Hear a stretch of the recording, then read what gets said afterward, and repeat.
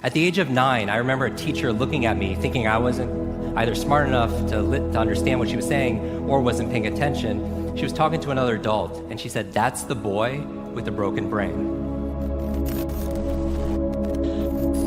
I grew up with learning challenges. Some of you know I had a brain injury when I was 5 years old, a head injury that left me with certain disabilities.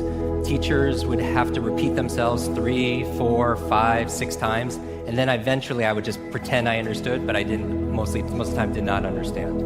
I had very bad focus issues. I had very bad memory. It took me an extra 3.5 years just to learn how to read. And I learned how to read by reading comic books, actually. Something about looking at the superheroes and good versus evil and the illustrations, that the idea that one person can make a difference. How many people believe one person can make a difference, right? That they provide hope and they provide real help. And when I look here, I look at a room full of superheroes. Because I said, in the beginning, I said, it's just showing up and then playing full out. And so what does a superhero do?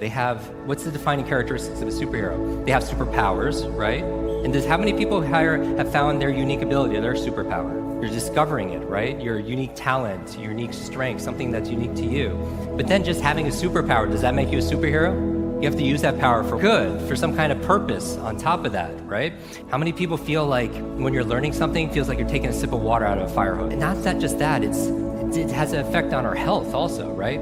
They call it information fatigue syndrome, because everything is a syndrome, right? So higher blood pressure, compression of leisure time, more sleeplessness, or even if you have a little bit of free time, you can't even enjoy it because your mind's still multitasking. And also, not just the supervillain of digital overload, but digital distraction. How many people feel like your mind is so distracted and you can't focus on just one thing anymore? And this is a challenge. That takes away from your ability to be present, your ability to be able to get things done, your ability to be able to be profitable. And I don't just mean financially profitable. That's obvious, right? We live in an age where it's not your muscle power, it's more your mind power. It's not your brute strength, it's your brain strength, right? And so the faster you can learn, certainly the faster you can earn, but not just financially, in all the areas of your life, all the treasures of your life, your health, relationships, your career. Now I want you to think about, if you could learn any subject or skill faster, what would it be? Outside of learning how to learn. After learning how to learn, what subject? What are you interested in? Whether it's martial arts or it's Mandarin, whether it's music or marketing, there's subjects that we're interested in, right? And we live in this expert economy and we want to be knowledgeable about things because knowledge is not only power, knowledge is profit.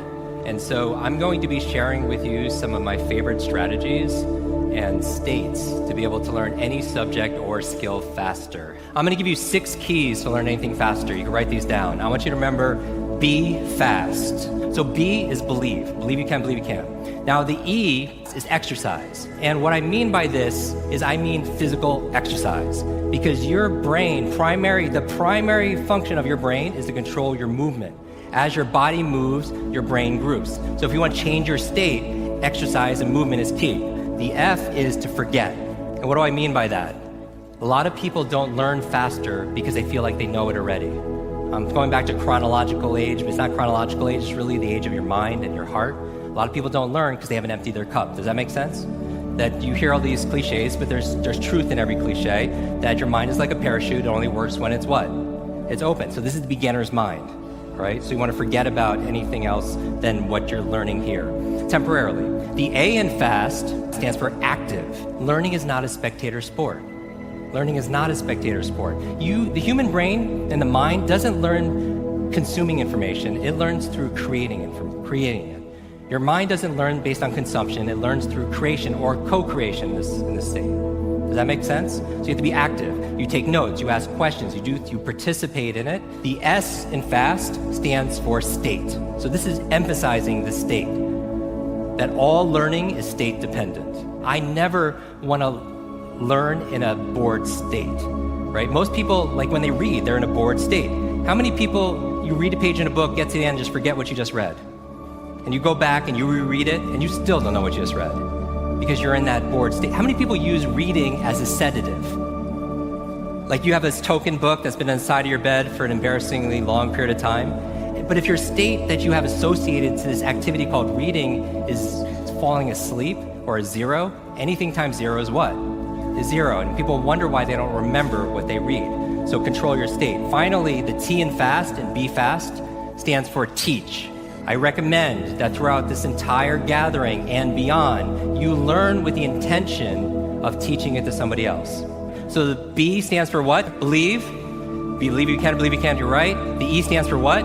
Exercise. As your body moves, your brain grooves. The F stands for what? Forget. Beginner's mind. Your mind's like a parachute, only works when it's open. The A stands for what? Active, because learning is not a spectator sport. The S stands for what? State. All learning is state dependent. Finally, the T is what? Teach, because when you teach something, you get to learn it twice. There is no such thing as a good or bad memory. There's just a trained memory and an untrained memory. Now, here's the thing. I grew up with these learning challenges. I had all these difficulties all through school, all through elementary, middle school, junior high, high school. I had all of these challenges. At the age of 9, I remember a teacher looking at me thinking I wasn't either smart enough to understand what she was saying or wasn't paying attention. She was talking to another adult, and she said, "That's the boy with the broken brain." And I was like, at 9 years old, right? And so those kind of identity issues, those beliefs, does that make a difference? Yes, right? And a lot of people believe that they can't do certain things. They could just never remember names. So I could teach them a strategy, but if the belief is not changed, what happens? It's not, because it becomes self-fulfilling. I remember running a marathon, and preparing for it, I read a chapter of one of the books, and it was on the psychology of running a marathon, right? The mental part. And it said this verbatim, word for word. It said, your brain is like a supercomputer, and your self-talk is a program it will run. So if you tell yourself you're not good at remembering names, you will not remember the name of the next person you meet because you programmed your supercomputer not to. You have to monitor your self-talk. If you go around tell people, oh, I have a horrible memory, I'm not smart enough, I'm getting too old, fill in the blank. First of all, if you fight for your limitations, you get to keep them. A lot of people are like, oh, I'm so forgetful, I'm so busy, which that whole busyness really bothers me. Like where people, how are you doing? I'm just so crazy, so stressed, so busy. It becomes like a badge of honor that people wear all the time. And then what do you start reinforcing? Being busy, right? But here, going back to this, your self-talk is the program that will run. So you want to be mindful, right? And stand guard to your mind, because your mind is always eavesdropping on your self-talk. Now, it's been shown in science, the research, by playing more actually creates neurogenesis and neuroplasticity. This would be a great mental exercise. Let's go around and just raise your hand, and let's give a group number, one number we create together as a group for all of us to try to memorize. Let's see how we go about remembering things now. Let's raise your hand and just let's come up with, let's try to remember a string of numbers, maybe 10 or 20 numbers. And we'll do the best we can. You can write them down, and then let's see if we can memorize them together. Let's do them at 2 at a time. So instead of saying 1, 7, just say 17, and then just 2-digit number. 88. 88. So everyone writes 88, right? We got the game here? We're going to keep on going until we get to a threshold and we see if we can memorize these numbers. 54. 54. I'll repeat it so you guys hear it also as well. 54. 35. 35. 21. 99. Bingo. By the way, how many have we had so far? Single digits. Just give it 10. Does everybody 11. have 10? I want to make sure we're all on the same page here. All right. Something over here? 66. 11. 66.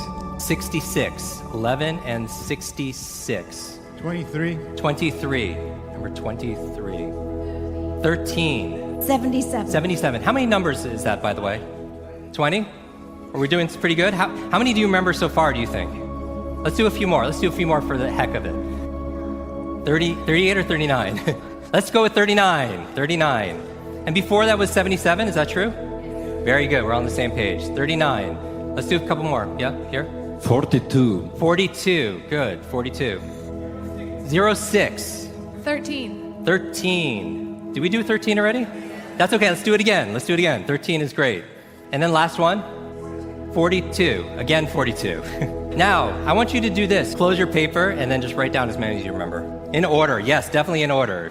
It's the only way it kind of works. All right, let me try to do it, okay? Let me try to do it with you, and you guys could check, right? And I'll look here so you know nothing is being broadcast here. All right, I'm gonna do single digits. 8, 5, 4. How are we doing so far? 3, 5, 2, 1. Yes? 9, 1, 1, 6, 2, 3, 1, 3, 7, 7. How am I doing? Good. 394206. Is that good so far? 1342. Now, I don't do this to impress you. I do this more to express to you what's possible. I grew up with learning challenges, with difficulties. How about this? How many people want to see me memorize this backwards? Recall it backwards. Let me try to get most of this list backwards, all right? 2, 4, are we good? I want to make sure we're in the right thing.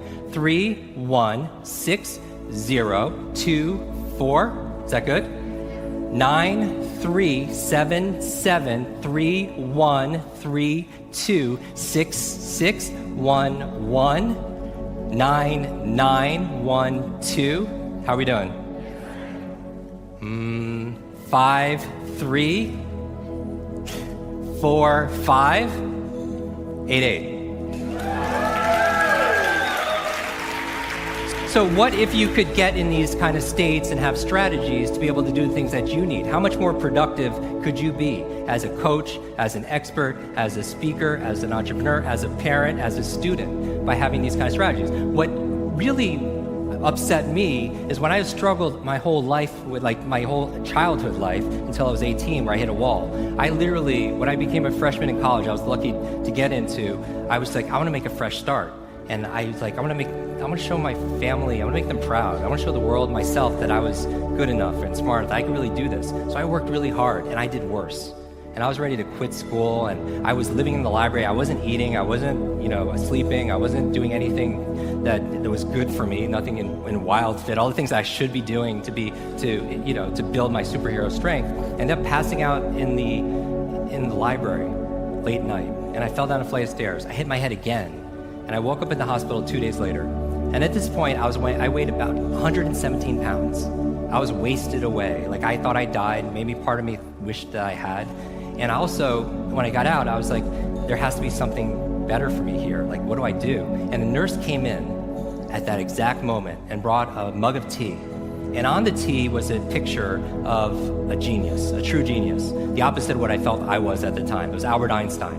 And it said this quote that you've all heard in some iteration: the same level of thinking that's created the problem won't solve the problem. The same level of thinking that's created the problem won't solve the problem. I was thinking, what's my problem? I'm a really slow learner. How do I think differently? Maybe I can learn how to learn, right? And I was just I picked up a course bulletin to look at classes, and they're all classes at school on what to learn. Math, history, science, Spanish, right? All important subjects, but what to learn. How many classes were on how to learn? No classes. Classes on, where's your class on creativity and problem solving and thinking, right? Where's your classes on reading faster and having better focus and concentration or improving your memory? I always thought it should have been the 4th R in school. They teach you 3 R's: reading, writing, and what? Arithmetic. What about remembering? What about recall? What about retention? Because Socrates says there is no learning without remembering. There is no learning without remembering. How many people here have a number you call all the time, but honestly, if you don't have your phone on or with you or the battery's dead, you honestly do not know that number? You call it every single day almost, or text it or whatever. And so the challenge here is this. The 2 supervillains that we're talking about is digital overload. Too much information, too little time. The amount of information is doubling at dizzying speed, but how we learn it, how we remember it, has that changed at all? If anything, there's been a decline. The amount of information is doubling like this. Your learning abilities, in terms of your reading, memory, everything's flatline. That gap creates the stress that you feel on an ongoing basis, right? How do you catch up? How do you keep up? How do you get ahead? Underneath that velocity, right, and that acceleration. The other thing that I talk about supervillains, not just digital overload, is digital distraction. Digital distraction, right? I'll tell you the worst habit, and you're gonna hate me for saying this, the first hour of the day is touching your phone. It's the worst thing you could do, because you have that addiction to it. And I'll tell you the reason why you don't want to do it. I'll give you 2 reasons. The reason why you don't do it is when you wake up, talking about brainwave states, we're talking about superhero states, your brain cycles through different brainwaves. Beta is when you're most awake. You're in beta, most of you right now. Delta is when you're asleep. Hopefully nobody's in delta right now. Theta is right above delta. That's the state of creativity we talked about, like when you're in the shower, right? You're so relaxed, almost in and out of sleep. You're so creative, right? You're very inspired. In between theta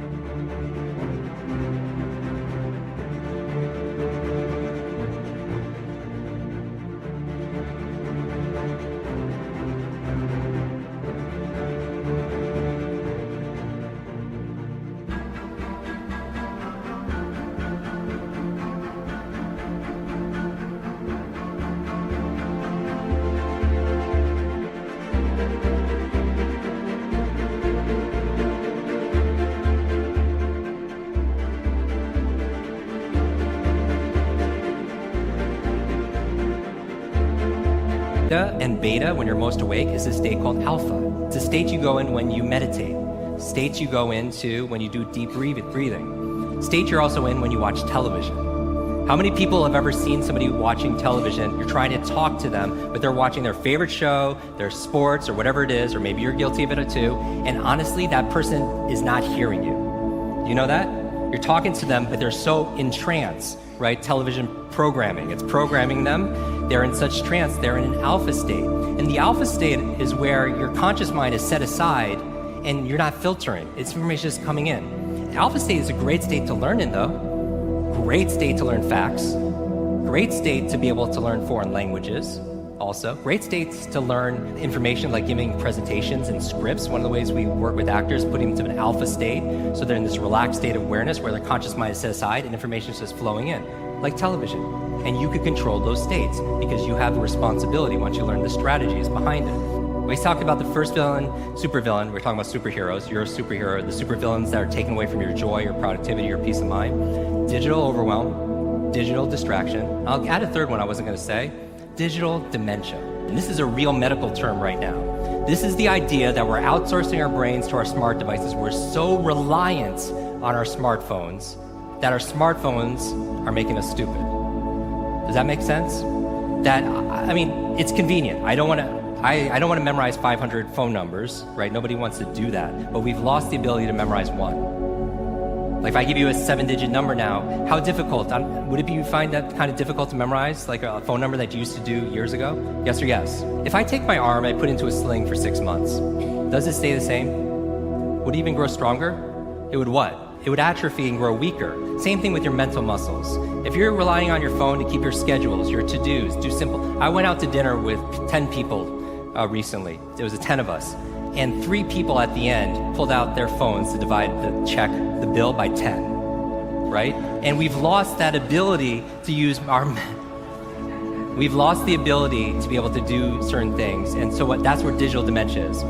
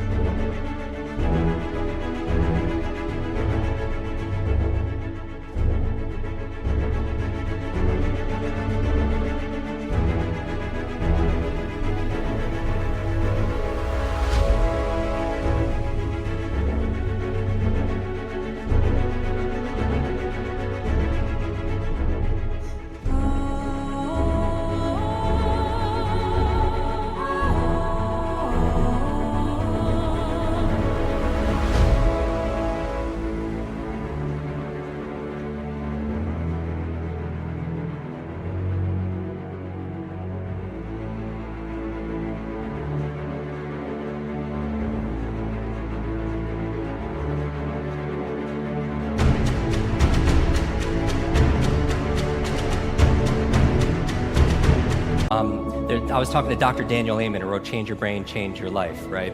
He was saying, yeah, digital dementia. Like, I got something for you, Jim. He's like, GPS, relying on GPS, a third-party piece of technology to tell you when and where to turn, when you would normally know that or not know it, is actually people aren't going to the doctors to get checked out when they would have memory lapses if they didn't see that on GPS. Like, if they didn't have the GPS, they would have memory lapses and they would go get checked out. And we're not getting that early detection on it just because of that.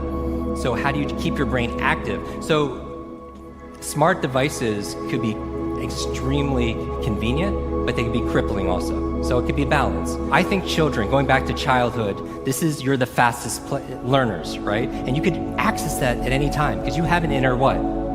Child. You do have an inner child. How many people believe they have an inner child?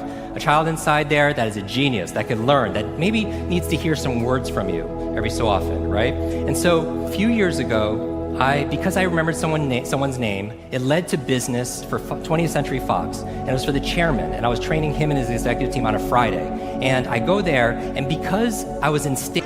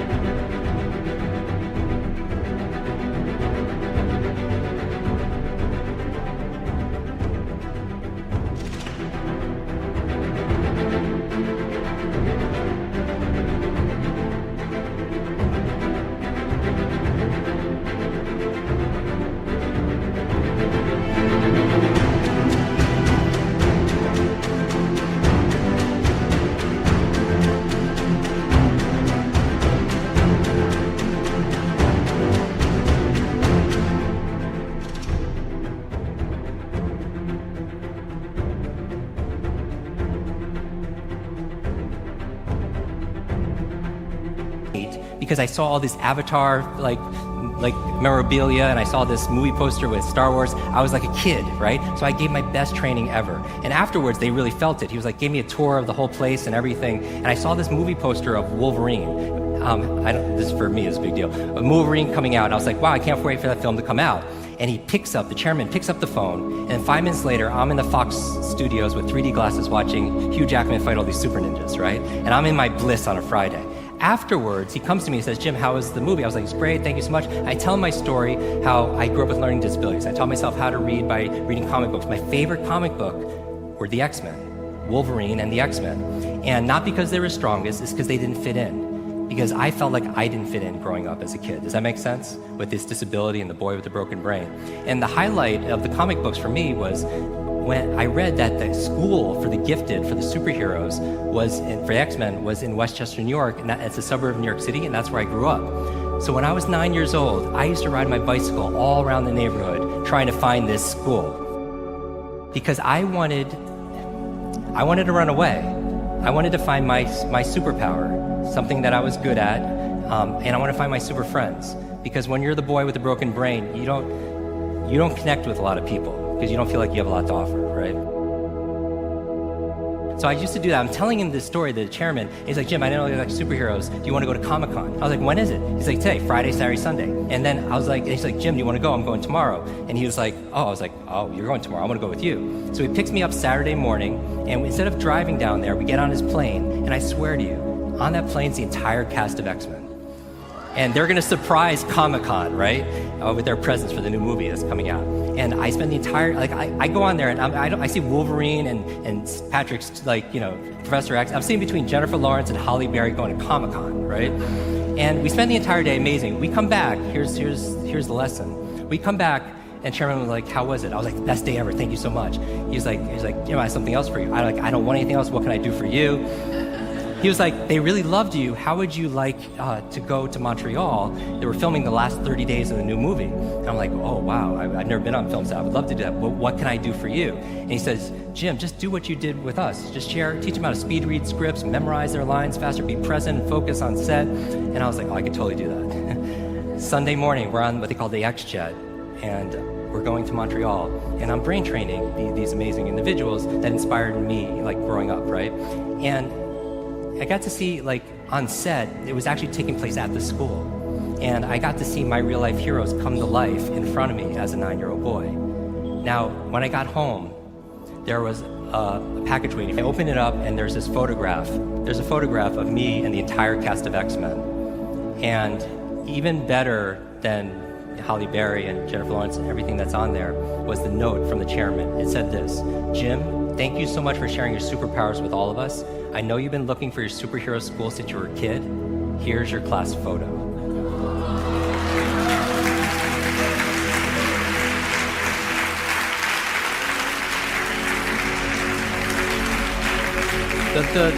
The lesson that everyone gets different lessons out of this. For me, is me being in that childhood vulnerable state that allowed something like that to happen. So my question for you is this: if you could go back to that child inside of you, that younger self, and right now tell them something that they need to hear, what would that be?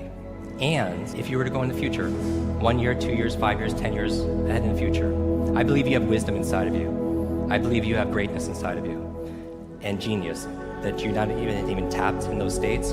If you were to project 10 years ahead of time and look back on this day right now, what does your current self need to hear from your future self? I have a quote that I get quoted on more than anything else. It talks about an egg and stress, that your egg is like your life, that if an egg is broken by an outside force, life ends. But if it's broken by an inside force, life begins. And all great things begin on the inside.